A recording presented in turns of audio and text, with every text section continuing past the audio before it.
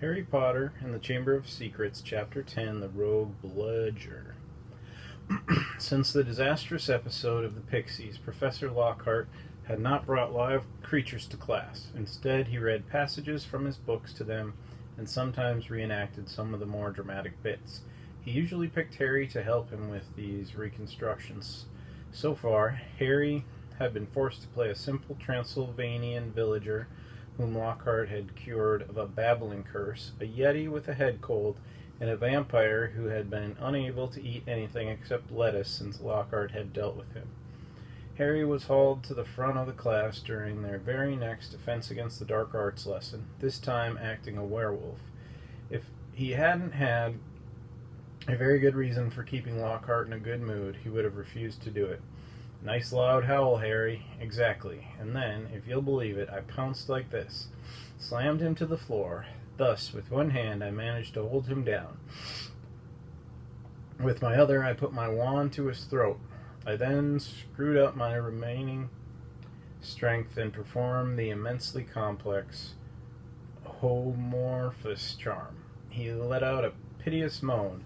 Go on, Harry. Higher than that. Good. The fur vanished. The fangs shrank. And he turned back into a man. Simple yet effective, and another village will remember me forever as the hero who delivered them from the monthly terror of werewolf attacks.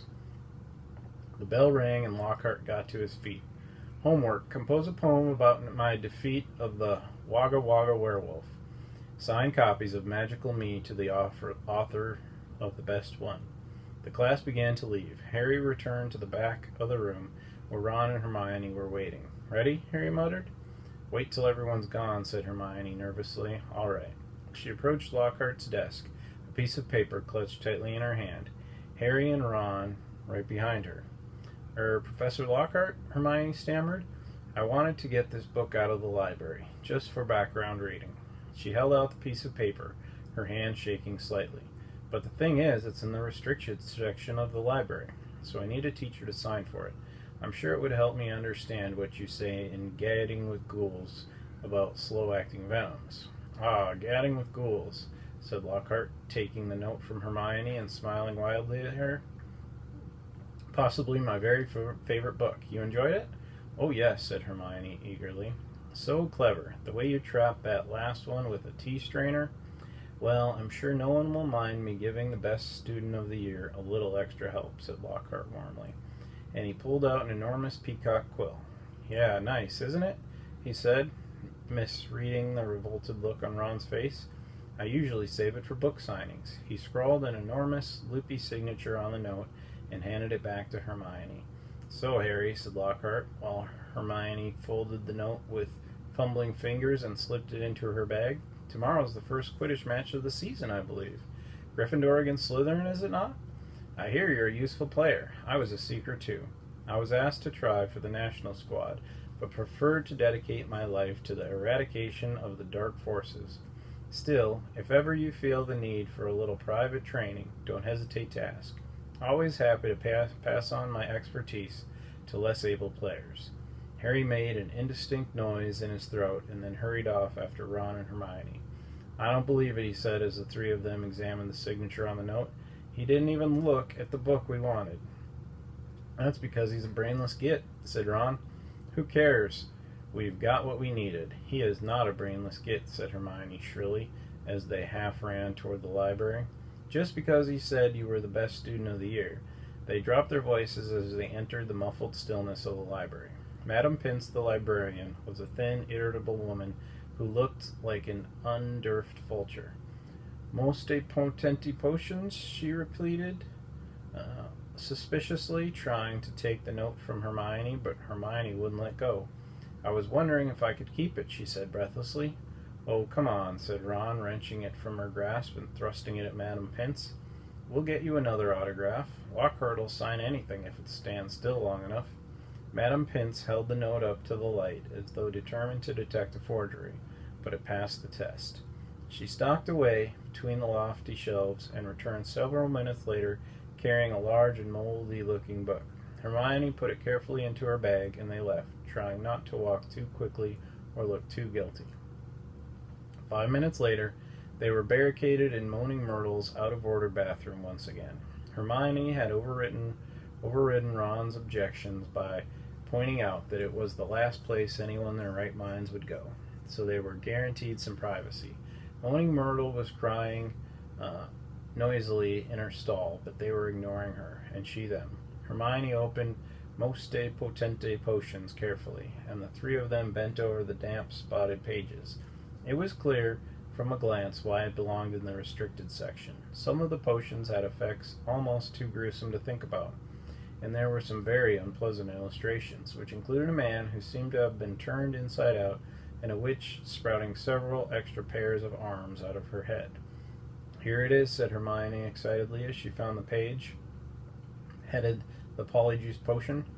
It was decorated with drawings of people halfway through transforming into other people. Harry sincerely hoped the artist had imagined the looks of intense pain on their faces. "This is the most complicated potion I've ever seen," said Hermione as they scanned the page. "Lacewing, flies, leeches, fluxweed, and knotgrass," she murmured, running her fingers down the ingredient list. "Well, they're easy enough. They're in the student store cupboard. We can help ourselves. Oh, look, powdered horn of a bicorn. Don't know where we're going to get that. Shredded skin of a boomslang? That'll be tricky too. And of course, a bit of whoever we want to change into." "Excuse me?" said Ron sharply. "What do you mean? A bit of whoever we're changing into? I'm drinking nothing with crab's toenails in it." Hermione continued as though she hadn't heard him. "We didn't have to worry about that yet, though, because we add those bits last." Ron turned speechless to Harry, who had another worry. "Do you realize how much we're going to have to steal, Hermione? Shredded skin of a boomslang? That's definitely not in the student's cupboard. What are we going to do? Break into Snape's private stores? I don't know if this is a good idea." Hermione shut the book with a snap. "Well, if you two are going to chicken out, fine," she said. There were bright pink patches on her cheeks, and her eyes were brighter than usual. "I don't want to break rules, you know. I think threatening Muggleborns is far worse than brewing up a difficult potion. But if you don't want to find out if it's Malfoy, I'll go straight to Madame Pince now and hand the book back in." "I never thought I'd see the day when you'd be persuading us to break rules," said Ron. "All right, we'll do it, but not toenails, okay?" "How long will it take to make, anyway?" said Harry as Hermione, looking happier and happier, opened the book again. "Well, since the fluxweed has got to be picked at the full moon and the lace wings have got to be stewed for 21 days, I'd say it'll be ready in about a month, if we can get all the ingredients." "A month?" said Ron. "Malfoy could have attacked half the Muggleborns in the school by then." But Hermione's eyes narrowed dangerously again, and he added swiftly, "But it's the best plan we've got, so full steam ahead, I say." However, while Hermione was checking that the coast was clear for them to leave the bathroom, Ron muttered to Harry, "It'll be a lot less hassle if you can just knock Malfoy off his broom tomorrow." Harry woke early on Saturday morning and lay for a while thinking about the coming Quidditch match. He was nervous, mainly at the thought of what Wood would say if Gryffindor lost, but also at the idea of facing a team mounted on the fastest racing brooms gold could buy.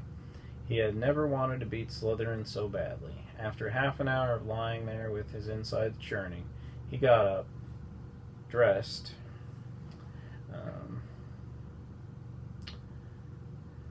and went down to breakfast early, where he found the rest of the Gryffindor team huddled at the long empty table, all looking uptight and not speaking much.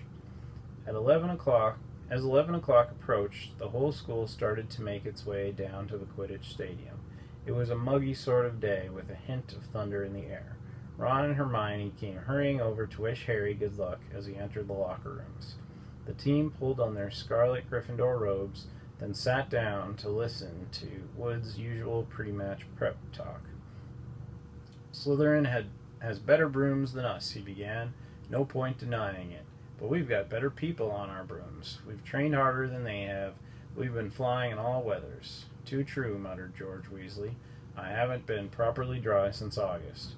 And we're going to make them rue the day that they let that little bit of slime Malfoy buy his way onto their team." Chest heaving with emotion, Wood turned to Harry. It'll be down to you, Harry, to show them that a secr has to have something more than a rich father. Get to that snitch before Malfoy, or die trying. Harry, because we've got to win today. We've got to. So no pressure, Harry, said Fred, winking at him. As they walked out onto the pitch, a roar of noise greeted them, mainly cheers because Ravenclaw and Hufflepuff were anxious to see Slytherin beaten. But the Slytherins in the crowd made their boos and hisses heard too. Madam Hooch, the Quidditch teacher, asked Flint and Wood to shake hands, which they did, giving each other threatening stares and gripping rather harder than was necessary. On my whistle, said Madam Hooch. 3, 2, 1. With a roar from the crowd to speed them upward, the 14 players rose toward the leaden sky. Harry flew higher than any of them, squinting around for the snitch. All right there, Scarhead, yelled Malfoy, shooting underneath him as though to show off the speed of his broom. Harry had no time to reply. At that very moment, a heavy black bludger came pelting toward him. He avoided it so narrowly that he felt it ruffle his hair as it passed. Close one, Harry, said George, streaking past him with his club in his hand, ready to knock the bludger back toward a Slytherin. Harry saw George give the bludger a powerful whack in the direction of Adrian Pusey, but the bludger changed direction in midair and shot straight for Harry again. Harry dropped quickly to avoid it, and George managed to hit it harder toward Malfoy. Once again the bludger swerved like a boomerang and shot at Harry's head. Harry put on a burst of speed and zoomed toward the other end of the pitch. He could hear the bludger whistling along behind him. What was going on? Bludgers never concentrated on one player like this. It was their job to try and unseat as many people as possible. Fred Weasley was waiting for the bludger at the other end. Harry ducked as Fred swung at the bludger with all his might, but the bludger was knocked off course. Gotcha, Fred yelled happily, but he was wrong. As though it was magnetically attracted to Harry, the bludger pelted after him once more, and Harry was forced to fly off at full speed. It had started to rain. Harry felt heavy drops fall onto his face, splattering onto his glasses. He didn't have a clue what was going on in the rest of the game until he heard Lee Jordan, who was commentating, say, Slytherin leads 60 points to 0.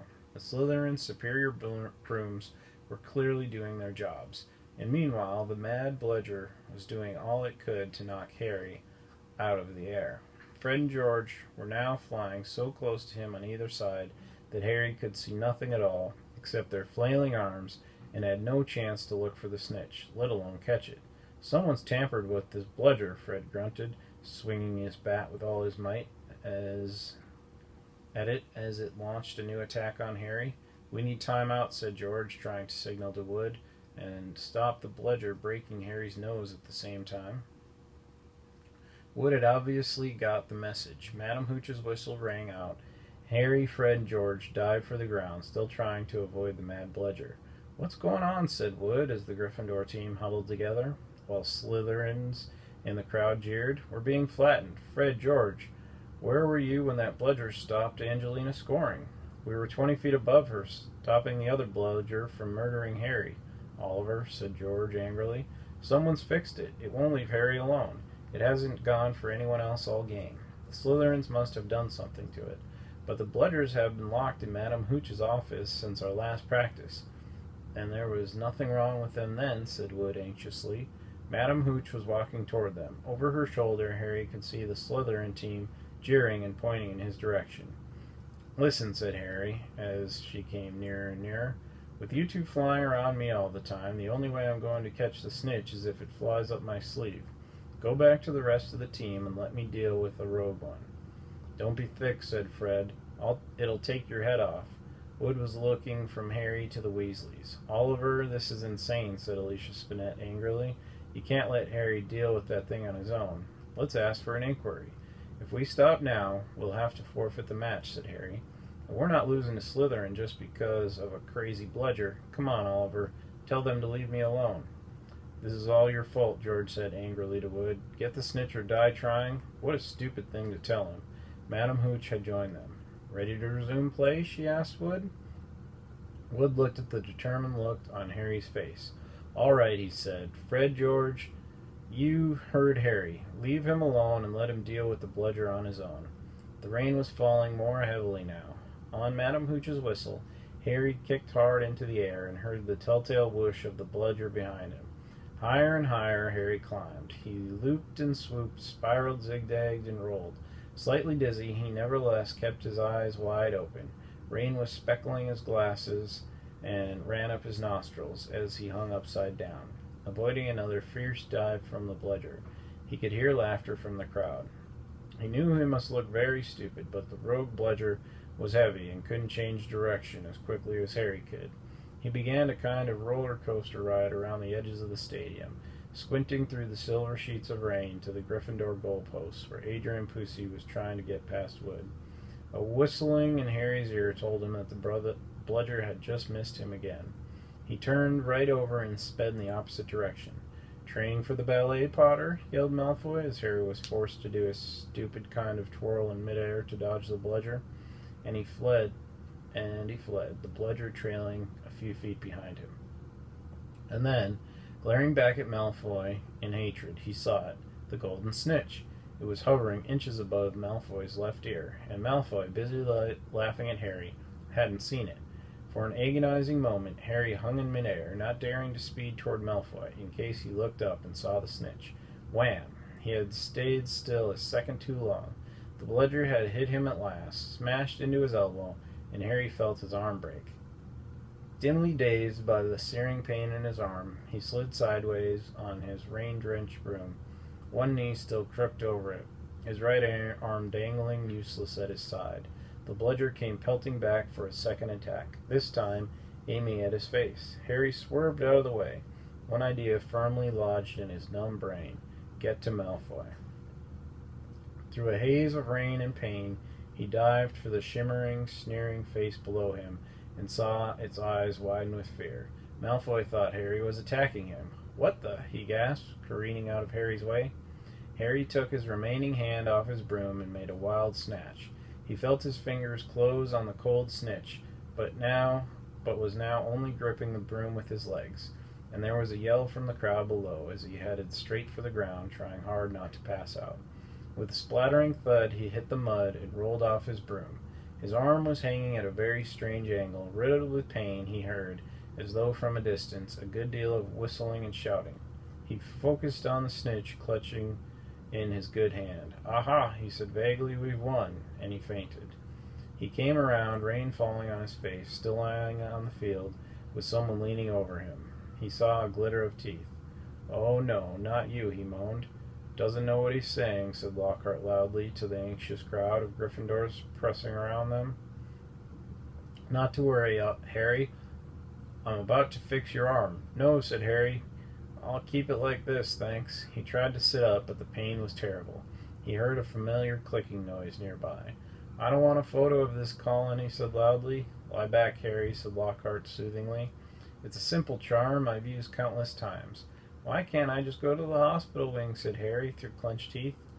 He should, really, Professor," said a muddy Wood, who couldn't help grinning even though his secr was injured. "Great capture, Harry. Really spectacular. Your best yet, I'd say." Through the thicket of legs around him, Harry spotted Fred and George Weasley wrestling the rogue bludger into a box. It was still putting up a terrific fight.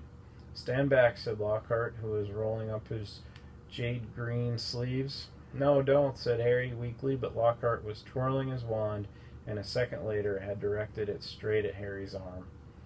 A strange and unpleasant sensation started at Harry's shoulder and spread all the way down to his fingertips.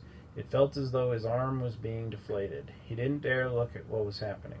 He had shut his eyes, his face turned away from his arm, but his worst fears were realized as the people above him gasped and Colin Creevey began clicking away madly.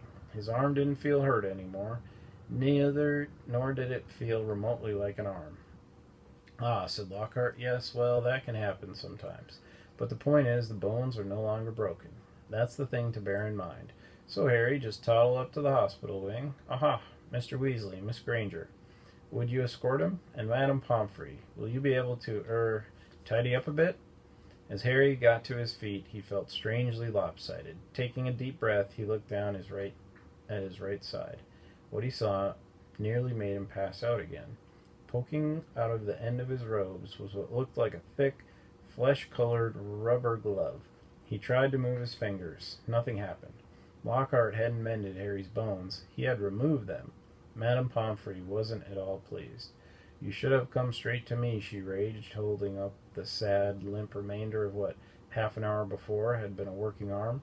"I can't mend bones in a second, but growing them back... I can mend bones in a second, but growing them back... You will be able to, won't you?" said Harry desperately. "I'll be able to, certainly, but it will be painful," said Madame Pomfrey grimly, throwing Harry a pair of pajamas. "You'll have to stay the night." Hermione waited outside the curtain drawn around Harry's bed while Ron helped him into his pajamas. It took a while to stuff the rubbery, boneless arm into a sleeve. "How can you stick up for Lockhart now, Hermione, eh?" Ron called through the curtain as he pulled Harry's limp fingers through the cuff. If Harry had wanted deboning, he would have asked. "Anyone can make a mistake," said Hermione, "and it doesn't hurt any more, does it, Harry?" "No," said Harry, getting into bed, "but it doesn't do anything else either." As he swung himself onto the bed, his arm flapped pointlessly. Hermione and Madame Pomfrey came around the curtain. Pomfrey was holding a large bottle of something labeled Skelegro.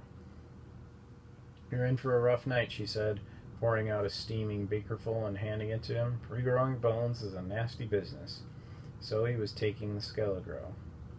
It turned Harry's mouth and throat as it went down. It burned Harry's mouth and throat as it went down, making him cough and splutter. Still tut-tutting about dangerous sports and inept teachers, Madame Pomfrey retreated, leaving Ron and Hermione to help Harry gulp down some water. "We won, though," said Ron, a grin breaking across his face. "That was some catch you made." Malfoy's face. He looked ready to kill. "I want to know how he fixed that bludger," said Hermione darkly. "We can add that to the list of questions we'll ask him when we've taken the Polyjuice potion," said Harry, sinking back onto his pillows. "I hope it tastes better than this stuff." "If it's got bits of Slytherin in it, you've got to be joking," said Ron. The door of the hospital wing burst open at that moment. Filthy and soaking wet, the rest of the Gryffindor team had arrived to see Harry. "Unbelievable flying, Harry," said George. "I've just seen Marcus Flint yelling at Malfoy. Something about having the snitch on top of his head and not noticing it." Malfoy didn't seem too happy. They had brought cakes, sweets, and bottles of pumpkin juice. They gathered around Harry's bed and were just getting started on what promised to be a good party when Madame Pomfrey came storming over, shouting, "This boy needs rest. He's got 33 bones to regrow. Out, out." Harry was left alone, with nothing to distract him from the stabbing pains in his limp arm. Hours and hours later, Harry woke quite suddenly in the pitch blackness and gave a small yelp of pain. His arm now felt full of large splinters. For a second, he thought that was what had woken him. Then, with a thrill of horror, he realized that someone was sponging his forehead in the dark. "Get off," he said loudly, and then, "Dobby." The house elves' goggling tennis ball eyes were peering at Harry through the darkness. A single tear was running down his long pointed nose. "Harry Potter came back to school," he whispered miserably. Dobby warned and warned Harry Potter. "Ah, sir, why didn't you heed Dobby? Why didn't Harry Potter go back when he missed the train?" Harry heaved himself up on his pillows and pushed Dobby's sponges away. "What are you doing here?" he said. "And how did you know I missed the train?" Dobby's lip trembled, and Harry was seized with a sudden suspicion. "It was you," he said slowly. "You stopped the barrier from letting us through." "Indeed, yes, sir," said Dobby, nodding his head vigorously, ears flapping. Dobby hid and watched for Harry Potter and sealed the gateway, and Dobby had to iron his hands afterwards. He showed Harry 10 long bandaged fingers. But Dobby didn't care, sir, for he thought Harry Potter was safe, and never did Dobby dream that Harry Potter would get to school another way. He was rocking backward and forward, shaking his ugly head.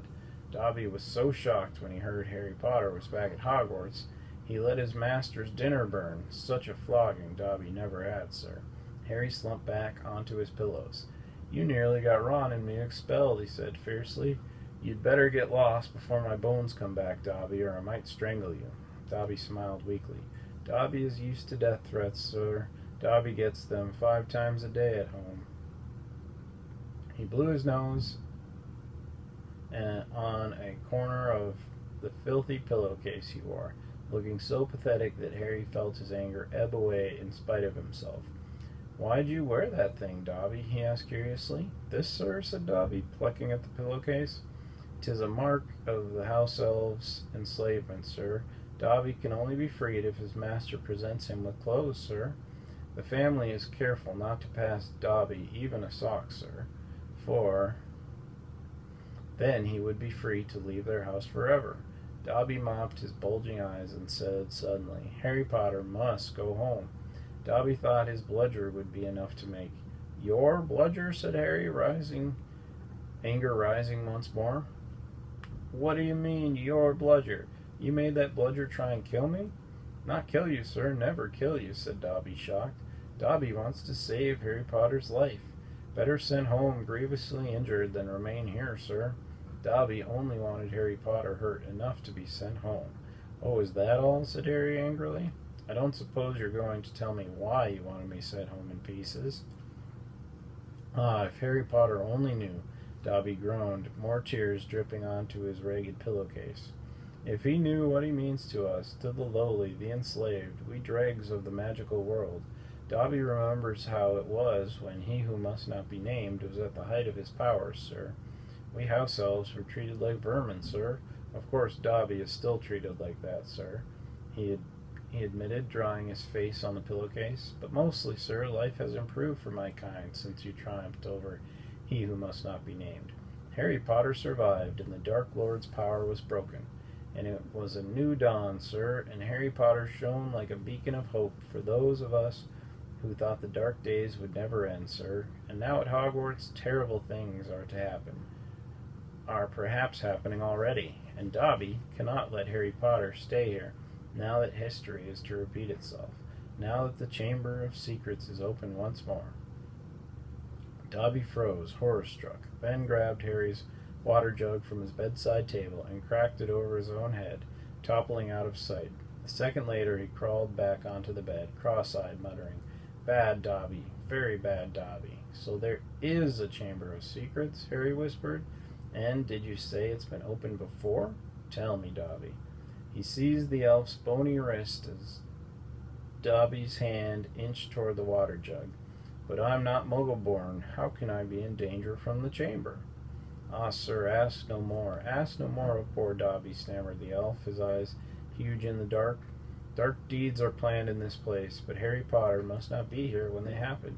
Go home, Harry Potter, go home. Harry Potter must not meddle in this, sir. 'Tis too dangerous."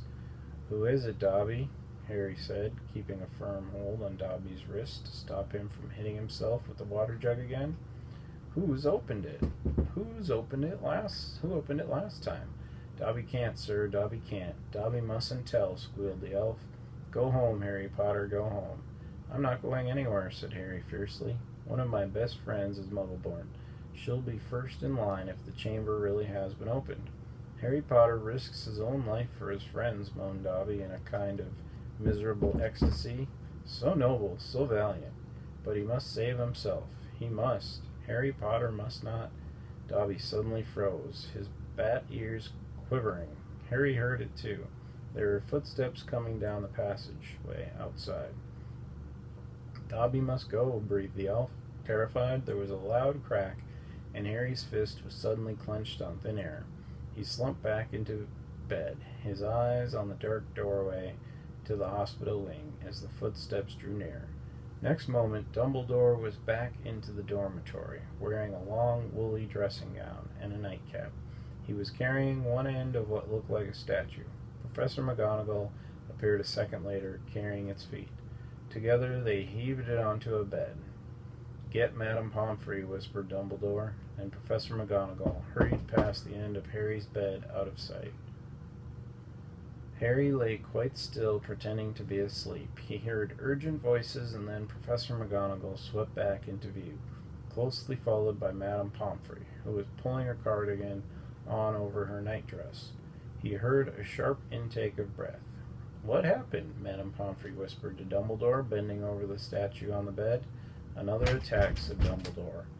Minerva found him on the stairs. There was a bunch of grapes next to him, and Professor McGonagall. We think he was trying to sneak up here to visit Potter. Harry's stomach gave a horrible lurch. Slowly and carefully he raised himself a few inches so he could look at the statue on the bed. A ray of moonlight lay across its staring face. It was Colin Creevey. His eyes were wide and his hands were stuck up in front of him, holding his camera.